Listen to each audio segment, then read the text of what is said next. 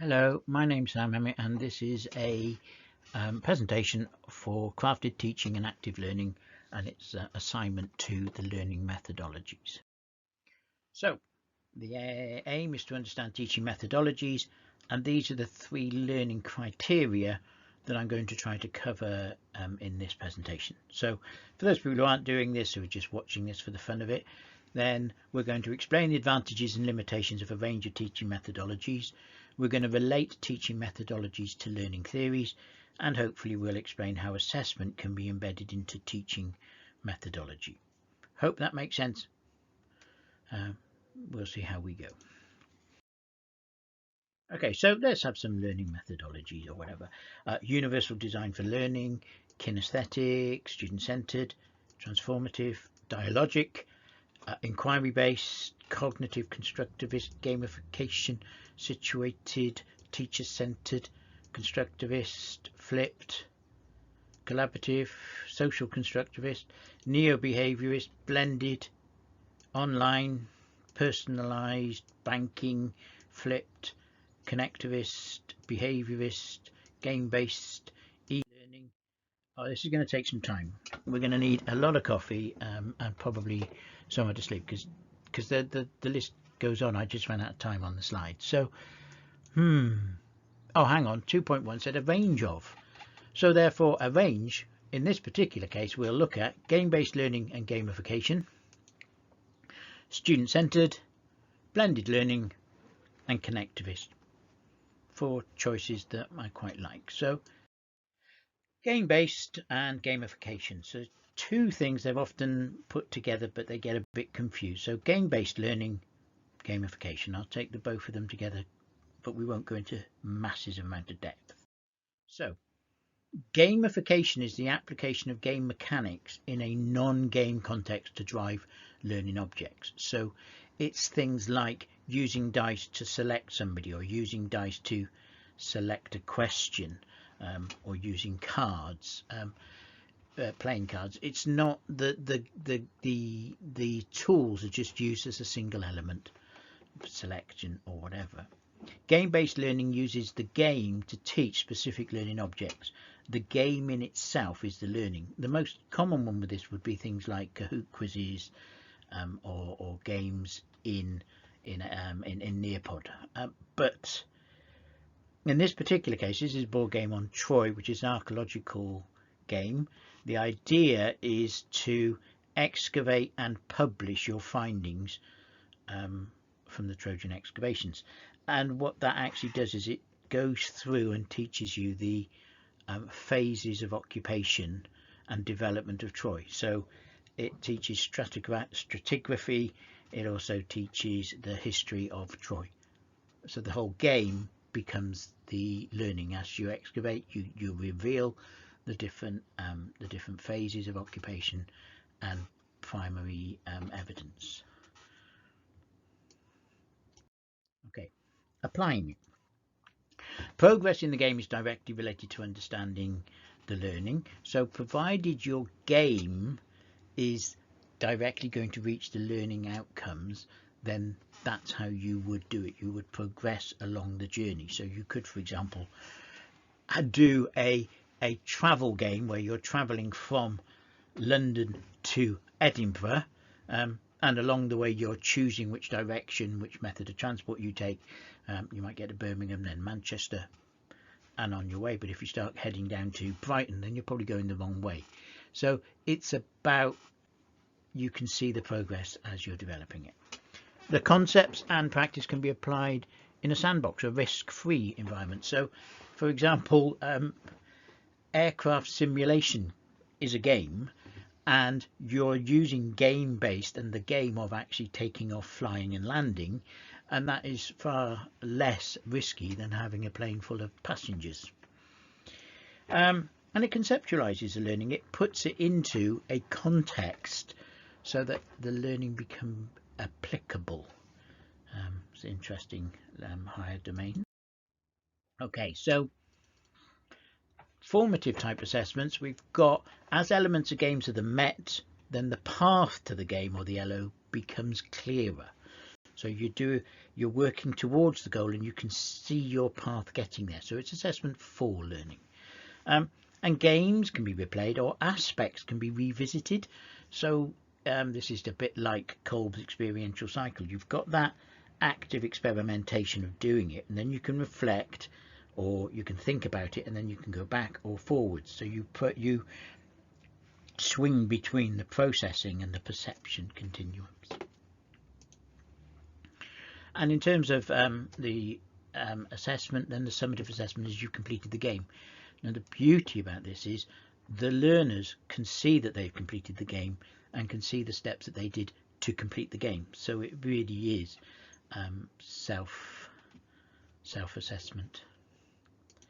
Okay, so theories. Well, elements of the game can combine to achieve that learning. So you're putting aspects together and they're constructing that learning as they go. Constructivist. Players work or compete or work together. That's a social constructivist. Games have this interaction with others. And players experience aspects in context. Experiential learning. And we could go down a rabbit hole here, as there is also collaborative, social, active, and more. The main thing here is that learning theory is not singular. You will normally have a combination of theories working together within a particular method. And if you harness those, then you'll make your method more effective. Okay, student-centered. I must admit, this is one of my faves. So, a quote here from Carl Rogers: "I've come to feel that the only learning which significantly influenced behaviour is self-discovered, self-appropriated learning." Carl Rogers, famous for psychology, client-centered therapy. It's also where we tend to attribute student-centered learning to. So the key part is actualizing tendency, and that means at the end of the day we all want to express ourselves, we all want to achieve our full potential. So like a flower wants to grow and blossom, so do we as individuals. And to do this, it requires interactions. We don't just do this in isolation. We interact with the world around us and other people, and dialogically and physically. And then we have this constructive accomplishment where we can see what we have accomplished and we can build upon those. And the key part is students are shared in decision making. The power of the learning is for the students, so the students should have control and aspects of control and power within that as well. So what does this look like?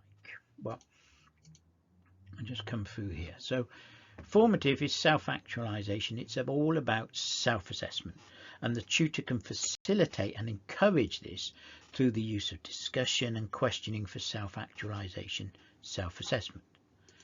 So summative, one of the methods is to negotiate assessment strategies, and self-actualization means that self-assessment is key.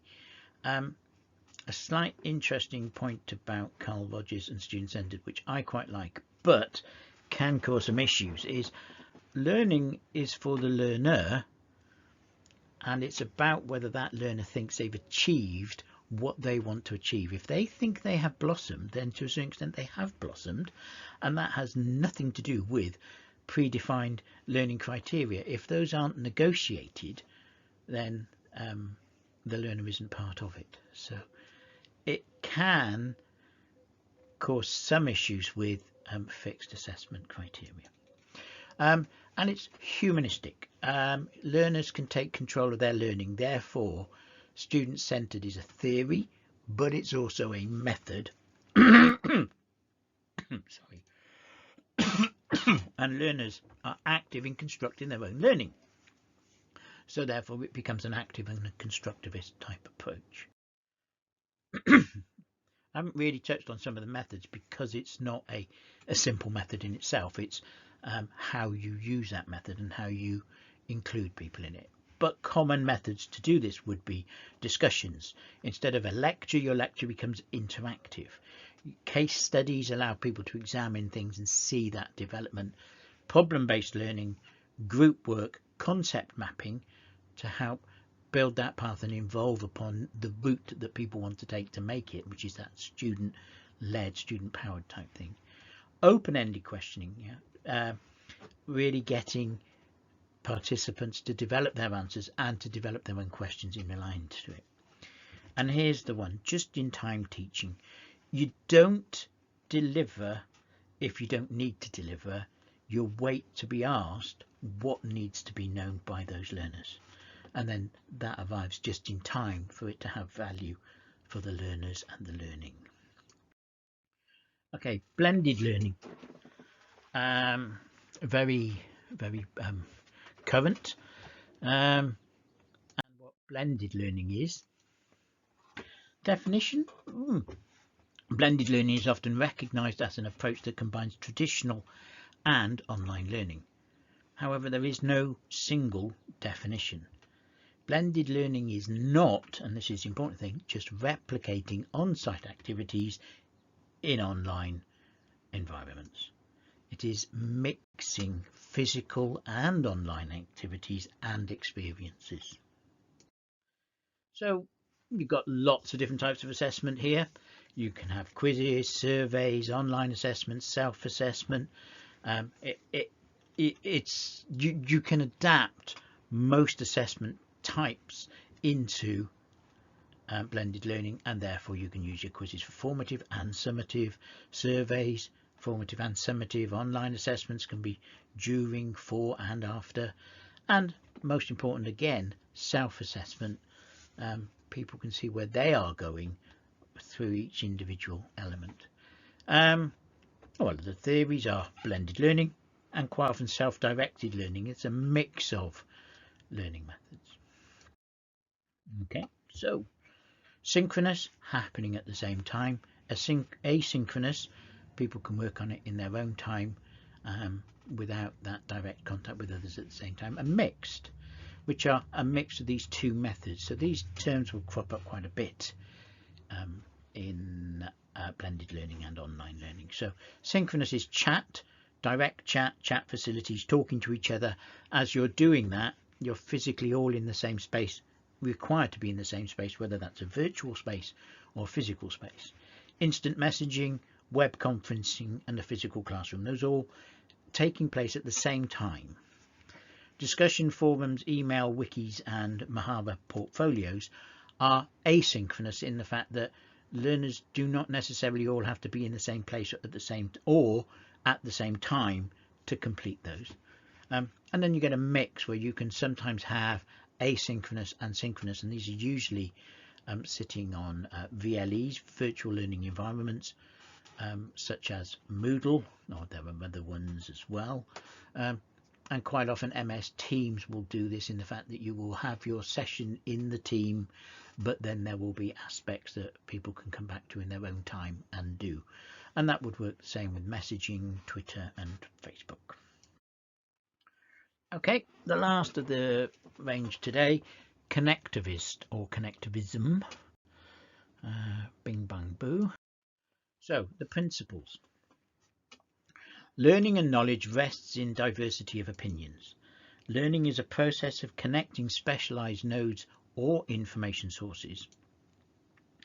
And learning may reside in non-human appliances, spaces.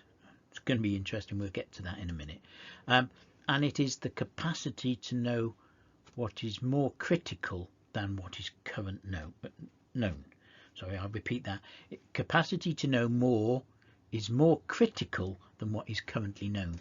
It's not what you know, it's what you know that you don't know, and it's also the fact that that knowledge can exist outside of you as an individual. Getting a bit weird. So it nurtures and maintains connections that facilitate continual learning.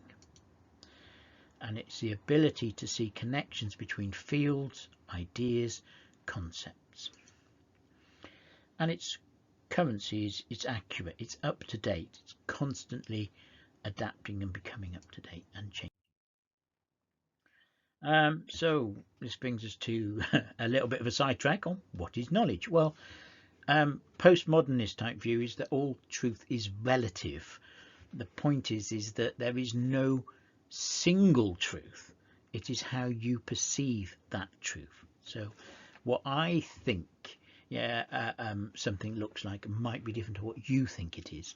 Doesn't mean that either is wrong. If you think about a novel such as Lord of the Rings and you describe a character and how they look, I might have a different description. Neither is wrong, both are right. So epistemology, which is the knowing how we know. So knowledge is a subset of that which is both true and believe.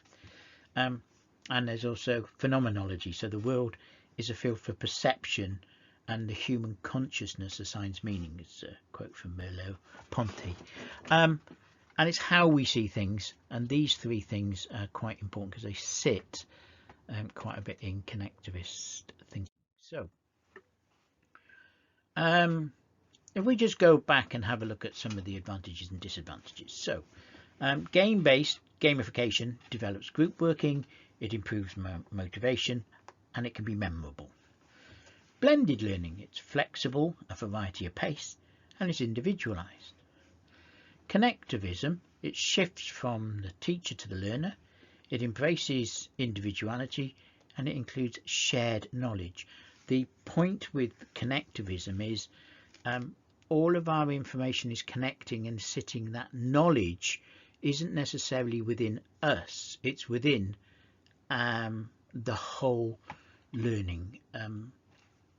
I'll think of a way of saying that a little bit better in a minute. So student-centered is it improves participation, it develops problem solving, and it improves retention. But then student-centered, game-based and gamification are also student-centered. Blended learning can also be student-centered, and connectivism is student-centered as well. So all four are student-centered. Therefore, all four are humanist. But with connectivism, we came across learning may reside in non-human appliances or spaces. So what this actually means is that we learn by something called interaction, and it's how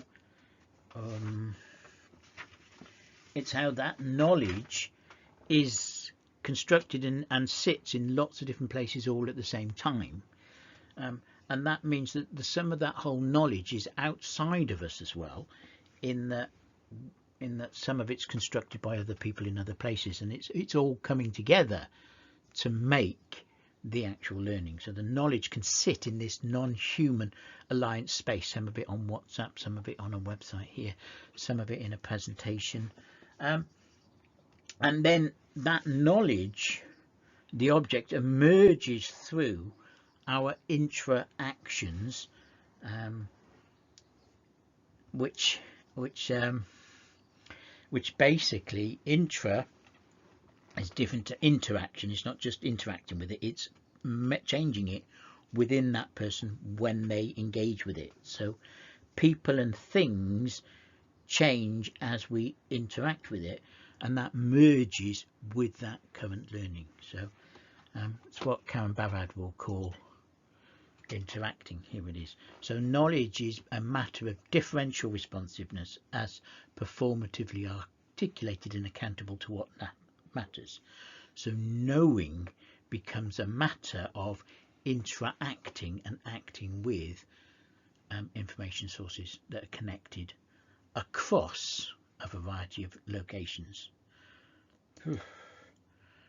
So therefore we have now moved into something called post-humanism, and that might get a little bit weird. So here are some references, and that's my presentation.